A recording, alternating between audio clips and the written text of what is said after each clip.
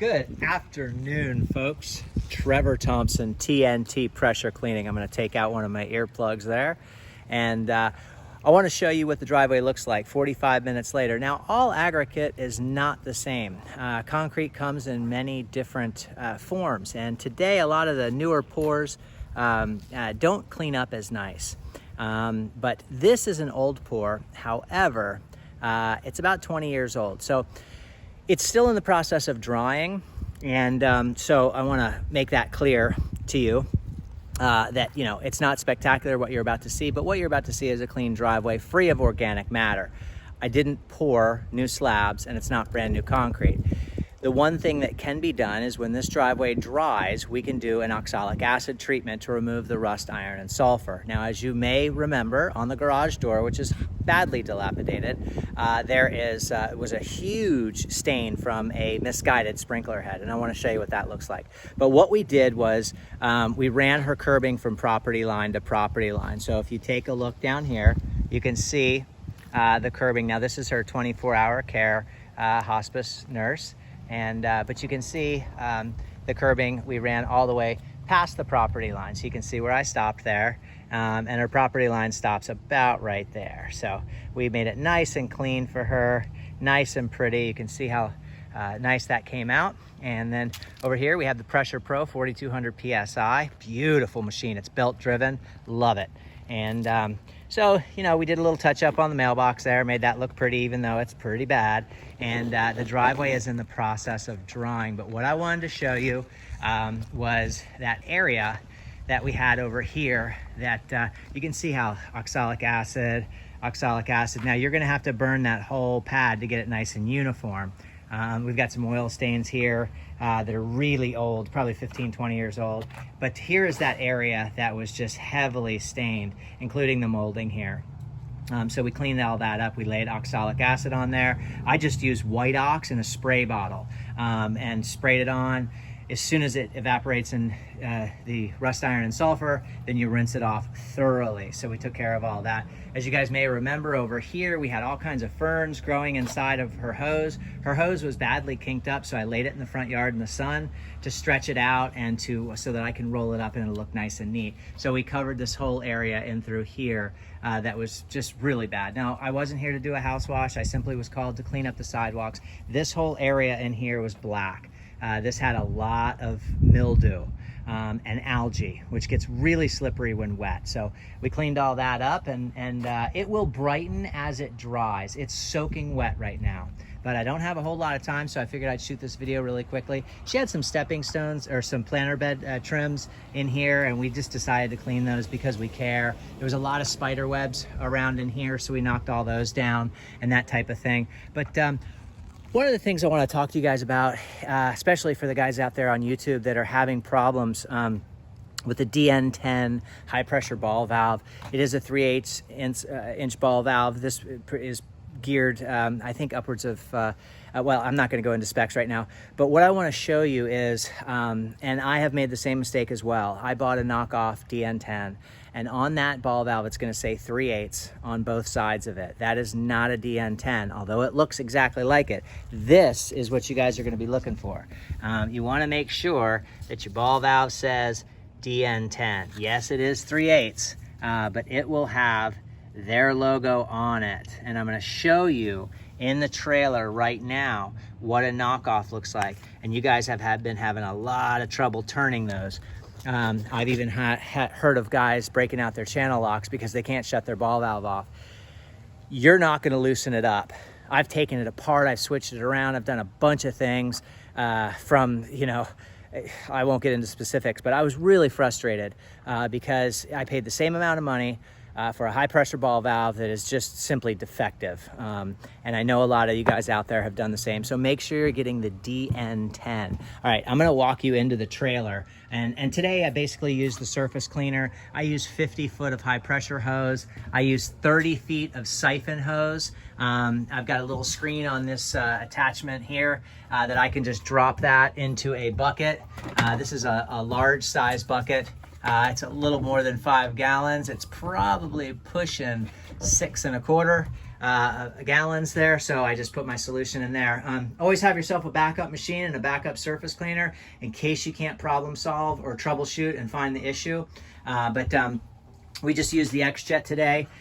We have 2 of these on board at all times.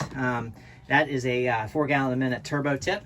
But today we just used the Suttner Easy Pull because I love this gun with the Mossmatic swivel. I did use this Giant to lay my solution on, but man, it's just such a piece of crap of a gun. Anyway, sorry, Giant.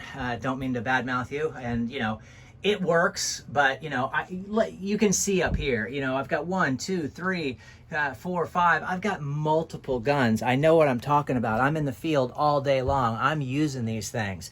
And if it works, I'm going to say it works. If it doesn't work, I'm going to say it doesn't work. The Giant is not friendly in regards to how it is grips to your hand. Now, this is my personal opinion. That may not be your opinion, and that's totally fine. But this thing, you know, it digs into my hand. It's just, it's garbage compared to the Suttner Easy Pull. So anyway, but I want to finish up the conversation that we were having, and that is that, number one, have yourself multiple things on board. Inside here, we have lots of different seals, and I just use a lot of guys use dentist picks, and that's great. This is just to shuck nuts. And that pulls out my seals really easily. So we have lots and lots of different seals in there, and so on and so forth, as you guys can see here, and lots of different tips and parts and things like that that you would need. But anyway, what I want to show you is inside of here we have that DN-10 that I was talking to you guys about, and it's going to say 3/8 on it, just like that. There's going to be no logo for the DN-10. It's just going to say 3/8.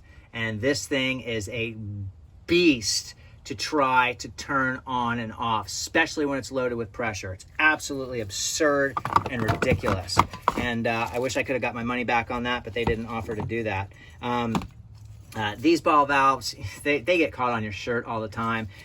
You know, make sure you have yourselves backups of everything. It's backup X-Jet right here. Yeah, backup shooter tips, backup everything. Make sure you have lots of backup, and that way you're prepared and you can fix things on site. So make sure you have lots of different tools, you know, because you're going to be out here, you know, doing that work.